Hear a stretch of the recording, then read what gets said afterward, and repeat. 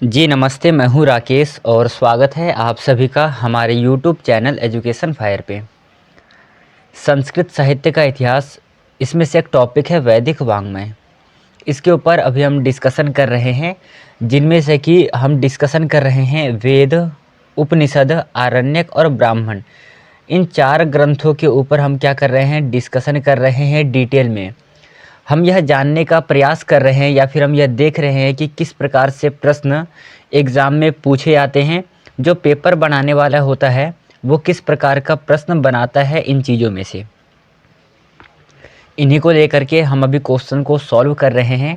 आज के इस सेशन में हमारा जो होने वाला है 61 नंबर क्वेश्चन से हम सॉल्व करेंगे, क्योंकि इससे पहले हमने पिछले 3-4 सेशन में हमने कुछ क्वेश्चंस के ऊपर डिस्कशन किया है, कुछ क्वेश्चन को हमने डिक्लिफ्राई किया है।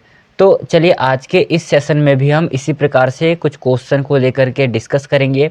उसके ऊपर हम विस्तृत रूप में चर्चा करेंगे, डिटेल रूप में देखेंगे। एक बात और याद रखना कि आज के इस सेशन से आपका कितना क्वेश्चन गलत होता है, इसका भी जवाब आप हमें कमेंट सेशन में देंगे। इसी के साथ आप अपने साथ एक कॉपी और एक पेन लेकर के बैठिए। जो भी क्वेश्चन आपके लिए उपयोगी हो, जो क्वेश्चंस आपको लिखना चाहिए, वो आप अपने कॉपी में नोट डाउन कर लेना। करते हैं शुरू आज के इस सेशन से। हमारा क्वेश्चन है, शतपथ ब्राह्मण में किस यज्ञ का सबसे अधिक वर्णन किया गया है। ठीक है, कौन से यज्ञ का वर्णन शतपथ ब्राह्मण में सबसे अधिक किया गया है। सोम यज्ञ, अश्वमेध यज्ञ, राजसूय यज्ञ और अन्न यज्ञ। तो इसका आंसर हो जाएगा अश्वमेध यज्ञ। ठीक है, शतपथ ब्राह्मण में सबसे अधिक अश्वमेध यज्ञ का वर्णन किया गया है। ऑप्शन नंबर बी सही आंसर है। चलिए अगला क्वेश्चन है कि उपनिषदों में आत्मा और ब्रह्म का संबंध किस प्रकार समझाया गया है। आत्मा और ब्रह्म, इनका जो संबंध है किस प्रकार समझाया गया है। उत्तर हो जाएगा आपका अद्वैत प्रकार से समझा गया, अद्वैत तरीके से। ठीक है, ऑप्शन नंबर बी सही आंसर है इस क्वेश्चन का।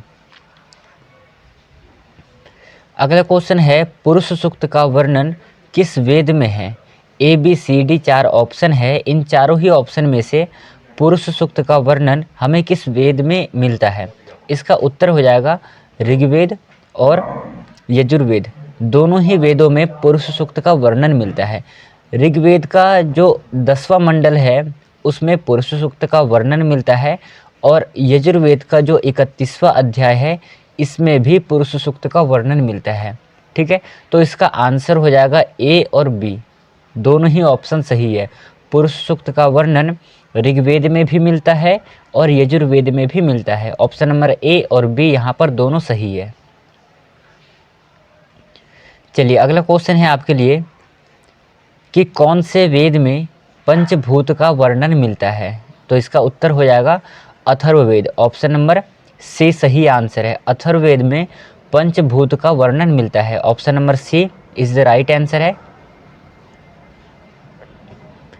चलिए अगला क्वेश्चन करना है आपको सॉल्व। अगला क्वेश्चन है कि व्यास ने किस वेद को 4 भागों में डिवाइड किया गया है। ठीक है, यहाँ पर किस वेद नहीं होगा, मतलब कि वेद व्यास ने वेद को 4 भागों में डिवाइड किया गया है। वो 4 भाग है सामवेद, यजुर्वेद, ऋग्वेद और अथर्ववेद। ठीक है, 4 भागों में डिवाइड किया है। किसने? व्यास ने। तो ये भी आपको याद रखना है। और मैंने आपको बताया था व्यास का अपर नाम क्या है, जिसे आप लोग कृष्णद्वैपायन के नाम से भी जानते हैं। ठीक है, कृष्णद्वैपायन के नाम से किसे जाना जाता है? महर्षि वेदव्यास को। महर्षि वेदव्यास कौन थे? ये महाभारत के लेखक थे। इसी के साथ साथ एक और ग्रंथ लिखा था इन्होंने, पुराण। पुराण के भी लेखक कौन है? महर्षि वेदव्यास है। ये दोनों ही क्वेश्चंस आपके एग्जाम के लिए इम्पोर्टेंट है। पुराण कितने हैं? 18 पुराण है। और यदि मैं बात करूँ आपसे कि उपपुराण कितने हैं, तो 18 ही उपपुराण है। और महापुराण कितने हैं? तो महापुराण की भी संख्या है 18। ये तीनों ही क्वेश्चन एग्जाम में आने वाला है, तो आपको तीनों ही क्वेश्चंस को ध्यान रखना है। चलिए अगला क्वेश्चन देखिएगा। अगला क्वेश्चन है आपके लिए कि कौन सा उपनिषद तत्वमसि महावाक्य का वर्णन करता है। मतलब कि तत्वमसि ये जो महावाक्य है किस उपनिषद से रिलेटेड है? तो इसका आंसर हो जाएगा ये है छांदोग्य उपनिषद से। ठीक है, ऑप्शन नंबर बी सही आंसर है। नेक्स्ट क्वेश्चन है, उपनिषदों में परम सत्य को किस शब्द से संबोधित किया गया है? परम सत्य के लिए कौन सा शब्द यूज किया गया है उपनिषद में? आंसर है आपका ब्रह्म शब्द का हम प्रयोग करते हैं परम सत्य को संबोधित करने के लिए। ऑप्शन नंबर ए सही आंसर है। नेक्स्ट क्वेश्चन है आपका कि यज्ञीय प्रक्रिया का मुख्य विवरण किस ग्रंथ में मिलता है? यज्ञीय प्रक्रिया का मुख्य विवरण किस ग्रंथ में है? उत्तर हो जाएगा आपका ब्राह्मण ग्रंथ में। ऑप्शन नंबर सी सही आंसर है। अगला है कि सोहम का क्या अर्थ है? सोहम का क्या अर्थ है? तो यदि आप इसको तोड़ोगे तो क्या शब्द बनेगा? इसका बनेगा स धन अहम। ठीक है, स धन अहम। यहाँ पर अतो रोर प्लुता दप्लुते से अतो रोर प्लुता दप्लुते, ठीक है, प्लुता दप्लुते, इस सूत्र से क्या होगा? इस सूत्र से जो आपका विसर्ग है उसको ऊ हो जाएगा और बाद में आद गुणा सूत्र लग करके यहाँ पर ऊ को ओ हो जाएगा। तो आपका क्या बन जाएगा? ऊ को ओ हो करके आपका बन जाएगा ये सोहम। तो स मतलब होता है वह, अहम मतलब होता है मैं, मतलब कि मैं वह हूँ। तो इसका आंसर क्या हो जाएगा? ऑप्शन नंबर ए सही आंसर हो जाएगा।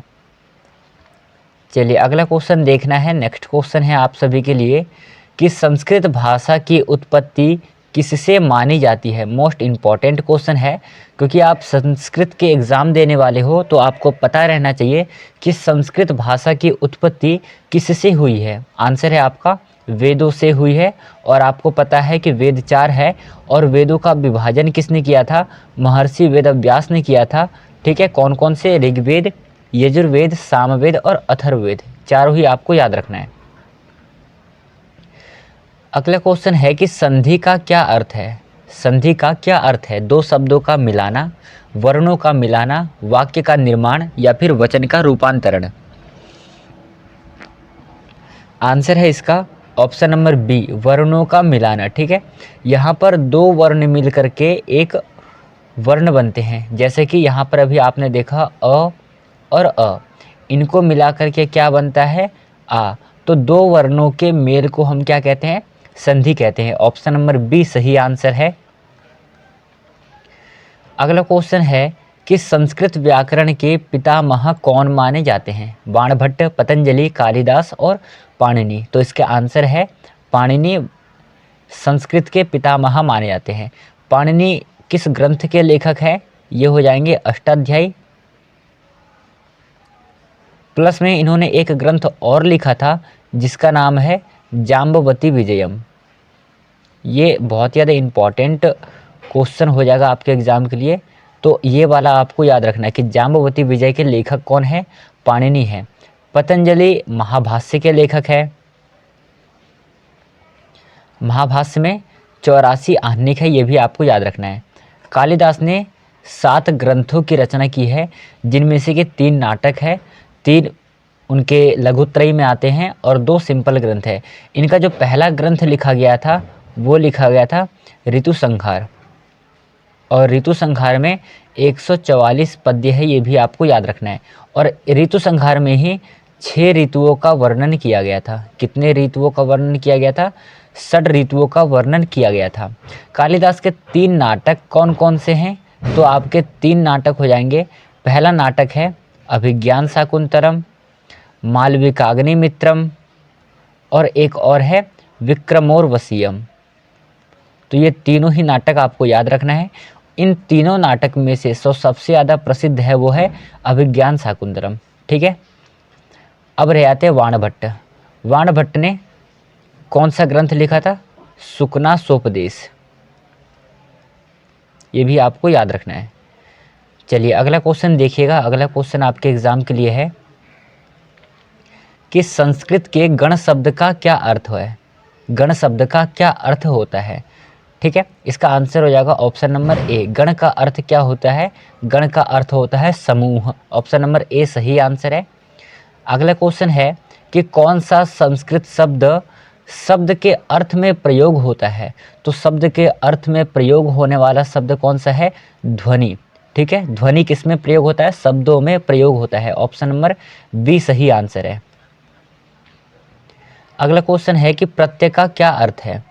शब्द की उत्पत्ति, शब्द के अंत में जुड़ने वाला भाग, या फिर शब्द का परिभाषा, शब्द का बोध। अभी आपने एक शब्द देखा था उपनिषद, ठीक है, मैंने यहाँ पर बताया था कि इसमें कौन सा प्रत्यय है? इसमें पिप प्रत्यय है। ठीक है, धातु क्या है? सद धातु है। तो प्रत्यय है ये कहाँ पर जुड़ता है? ये अंत में जुड़ता है। तो इसका आंसर क्या हो जाएगा? शब्द के अंत में जुड़ने वाला भाग है प्रत्यय। ऑप्शन नंबर बी सही आंसर है। अगला क्वेश्चन है कि संस्कृत साहित्य में नाट्य शास्त्र के रचनाकार कौन है? तो इसका उत्तर हो जाएगा संस्कृत साहित्य में नाट्य शास्त्र के रचनाकार हो जाएंगे आपके भरत मुनि। ठीक है, और इसमें कितने अध्याय हैं? तो इसमें 12 अध्याय हैं नाट्य शास्त्र में। नाट्य शास्त्र को हम पंचम वेद भी कहते हैं। कौन से वेद कहते हैं? पंचम वेद कहते हैं। पंचम वेद और किसको कहते हैं? तो महाभारत को भी पंचम वेद कहते हैं। अब यहाँ पर प्रश्न बनेगा कि जब आपसे एग्जाम में पूछा जाएगा कि पंचम वेद किसे कहते हैं, तो आप नाट्य शास्त्र टिक करोगे या फिर महाभारत टिक करोगे? तो वहाँ पर आपको इन दोनों में से कोई एक ही ऑप्शन देगा, आपको उनमें से चूज करना है। ठीक है,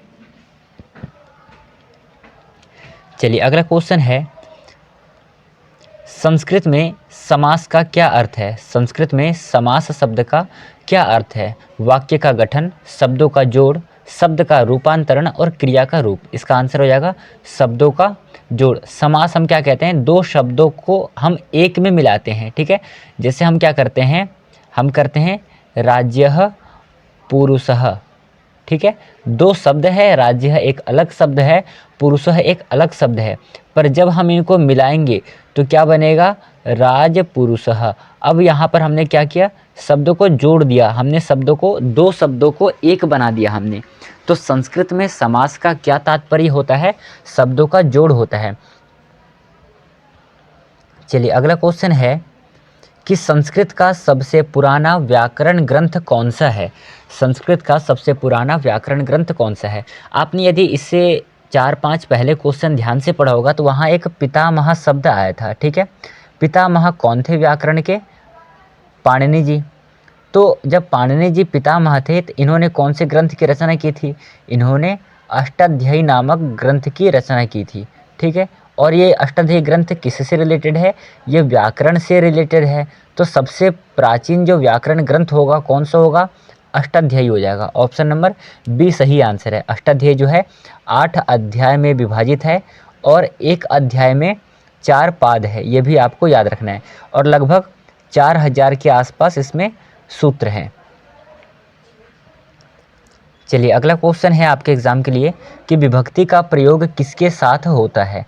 संज्ञा शब्द के साथ, सर्वनाम शब्द के साथ, क्रिया शब्द के साथ, या फिर विशेषण शब्द के साथ? विभक्ति का प्रयोग किस शब्द के साथ में होता है? आपका आंसर है विभक्ति का प्रयोग संज्ञा के साथ में होता है। ऑप्शन नंबर ए सही आंसर है। चलिए ये रहा आपका आज के लिए अगला और अंतिम क्वेश्चन है, और जैसे कि मैंने आपसे कहा था कि आज के इस सेशन से आपके कितने क्वेश्चन सही होते हैं, इसका जवाब आप हमें कमेंट बॉक्स में लिख करके देंगे कि आज के इस सेशन से कितना क्वेश्चन आपका सही हुआ है। तो मैं उम्मीद करता हूं कि आप सभी कमेंट सेशन में अपना अपना स्कोर, अपना अपना आज के इस सेशन से क्या स्कोर रहा है शेयर करेंगे। फिलहाल में हम करते हैं आज के अगले क्वेश्चन को। संस्कृत में काव्य का शाब्दिक अर्थ क्या है? काव्य का शाब्दिक अर्थ क्या है? काव्य का शाब्दिक अर्थ हो जाएगा कविता। ऑप्शन नंबर बी सही आंसर है। ठीक है, तो आज का जो सेशन था हम यहीं पे समाप्त करेंगे। बाकी बात इससे जो अगला सेशन होगा वो हम कल करेंगे। कल के सेशन में मिलते हैं नए टॉपिक के साथ। तो अपना ध्यान रखना। अब तक जितना पढ़ाया हूँ उसे आप लोग याद रखिएगा, एक बार रिवाइज़ कर लीजिएगा। ये आपके लिए बहुत ज़्यादा इंपॉर्टेंट होने वाला है, चाहे आप किसी भी एग्ज़ाम की तैयारी करते हो। चलिए मिलेंगे कल के सेशन में। तो आज के इस सेशन को हम यहीं पे समाप्त करते हैं। तब तक के लिए धन्यवाद। जय हिंद साथियों, ध्यान रखना अपना।